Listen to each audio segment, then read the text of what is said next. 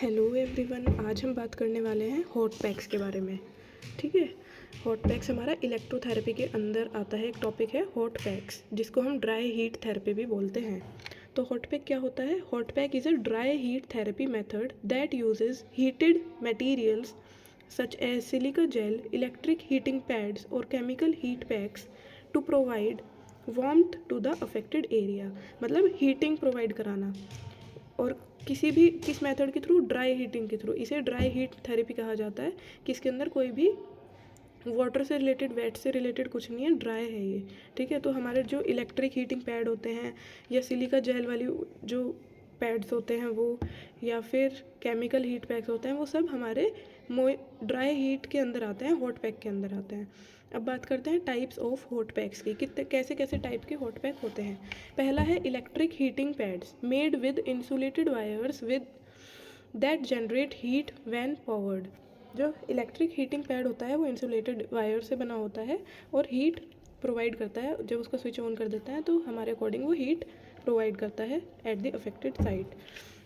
बात करते हैं silica gel packs. These are filled with heat retaining silica gel and can be heated in warm water और microwaves. ठीक है। Next हमारा सिलिका जेल पैक, जो आजकल सबके घर में जो आपने देखा होगा जो होता है हॉट पैक, वो सिलिका जेल वाला होता है। उसके अंदर सिलिका जेल का फिल्ड होता है जिसमें हीट रिटेनिंग की प्रॉपर्टी होती है। ठीक है। उसको हम इलेक्ट्रिसिटी के थ्रू भी वार्म कर सकते हैं या माइक्रोवेव में भी कर सकते हैं। ठीक है। या गर्म पानी के अंदर डालकर भी उसको कर सकते हैं हीट। नेक्स्ट है chemical heat packs. Use exothermic reaction that is iron oxidation to generate heat when activated. Chemical में क्या होता है? केमिकल हीट पैक्स में एक्सोथर्मिक रिएक्शंस होती हैं, जैसे कि आयरन ऑक्सीडेशन। इसका यूज़ करके हीट जनरेट करी जाती है। ठीक है। Next is preparation of apparatus. कैसे लगाते हैं, कैसे स्टार्ट करते हैं उसको। हीटिंग डिवाइस कुछ भी होगा, चाहे वो हीटिंग इलेक्ट्रिक हीटिंग पैड है या सिलिका जेल पैक है या केमिकल हीटिंग पैड है। सबसे पहले क्या करेंगे? हीटिंग डिवाइस जो भी आप यूज़ कर रहे हैं, चाहे वो सिलिका जेल पैक हो या हीटिंग पैड हो, इलेक्ट्रिक हीटिंग पैड हो। ठीक है। तो उसको सबसे पहले हीटअप करेंगे इलेक्ट्रिसिटी के थ्रू या माइक्रोवेव के थ्रू, जैसे भी आपका वो हीटअप होगा उसके थ्रू आपको हीट करना है, उसको गर्म करना है। देन टॉवल और कवर। एक आपके पास टॉवल होना चाहिए कवर करने के लिए, to provide insulation and prevent burn, ताकि प्रॉपरली हीटिंग अंदर जाए। ठीक है। और बर्न से भी प्रिवेंट करे। नेक्स्ट है thermometer if needed to check the temperature before application. ये तो बहुत रेयर केसेस में होता है कि हमें थर्मोमीटर की नीड होती है, वरना बिना थर्मोमीटर के भी आजकल जितने भी इलेक्ट्रिक पैड आ रहे हैं सब ऑटोमेटिक, उसमें सब कुछ टेम्परेचर वगैरह फिक्स होता है। ठीक है। अब बात करते हैं हम प्रिपरेशन ऑफ पेशेंट की, कि पेशेंट को कैसे प्रिपेयर करेंगे। तो सबसे पहले हम जो भी प्रोसेस होगा उसको पेशेंट को एक्सप्लेन करेंगे कि आपके अब हॉट पैक लगने जा रहा है। ठीक है। इससे आपको हीटिंग मिलेगी, डीप हीटिंग मिलेगी, तो आपको उसके लिए मतलब पेशेंट को उसके लिए अवेयर करते हैं।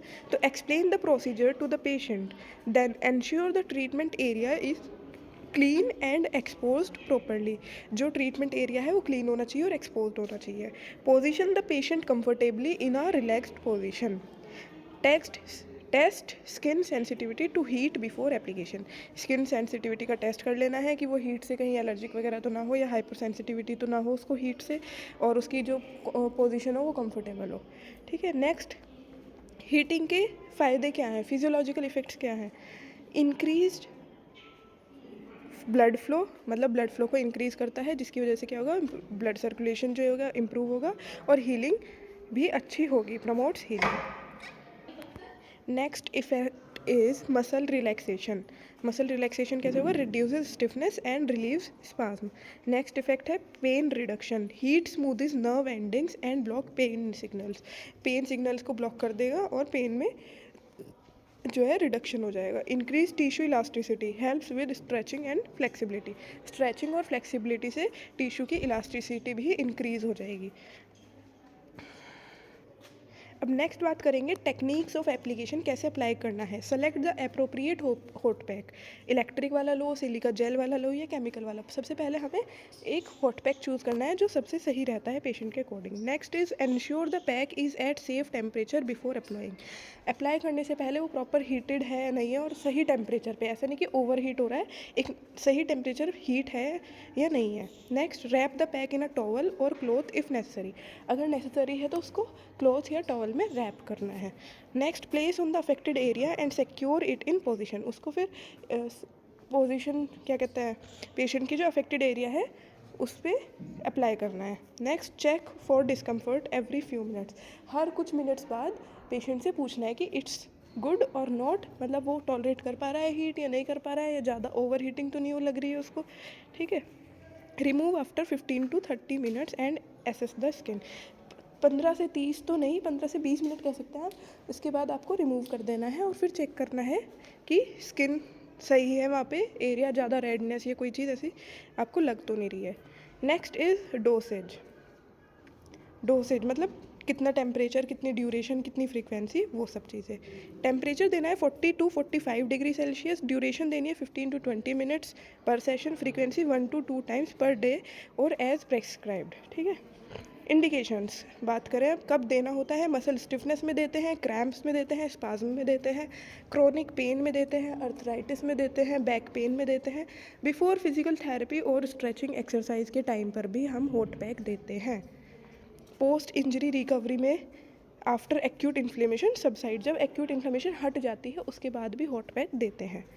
कब नहीं देते, when not to use, that is contraindications, acute inflammation और स्वेलिंग पे बिल्कुल भी नहीं देते हैं, ओपन वुंड्स, बर्न्स और इन्फेक्शन पे भी बिल्कुल भी हॉट पैक नहीं देते हैं, रिड्यूस्ड स्किन सेंसेशन, न्यूरोपैथी वाली कंडीशन हो वहाँ पर भी नहीं देंगे, सीवियर कार्डियोवैस्कुलर इश्यूज़ हो उसमें भी नहीं देंगे। अब बात करते हैं डेंजर एंड प्रिकॉशंस की। तो सबसे पहले बात करेंगे डेंजर्स की। Skin burn if applied at excessive temperature, skin burn होने के चांस रहते हैं अगर टेम्परेचर हाई होगा, ठीक है। टिश्यू ओवर हीट होने के चांसेस रहेंगे जिसके कारण पेशेंट डिस्कम्फर्टेबल फील करेगा। डिहाइड्रेशन भी हो जाता है ड्यू टू प्रोलॉन्ग पीरियड, मतलब अगर प्रोलॉन्ग यूज़ करोगे उसका, तो एक लॉन्ग टाइम से यूज़ कर रहे हो आप हीटिंग पैड, तो बॉडी के अंदर डिहाइड्रेशन भी हो जाएगा, पानी की कमी हो जाएगी। नेक्स्ट इज़ प्रिकॉशन, क्या सावधानी आपको रखनी है। सबसे पहले है use a towel layer between the pack and the skin, सबसे पहले आपको स्किन और क्या कहते हैं हॉट पैक के बीच में एक टॉवल लेयर रखनी है, ठीक है। Next is check skin frequently for redness और इरिटेशन, स्किन को थोड़ी थोड़ी देर में चेक करो कि वहाँ पे कोई रेडनेस तो नहीं हो रही है, कोई इरिटेशन तो नहीं हो रही है पेशेंट को, डिस्कम्फर्टेबल तो नहीं है पेशेंट।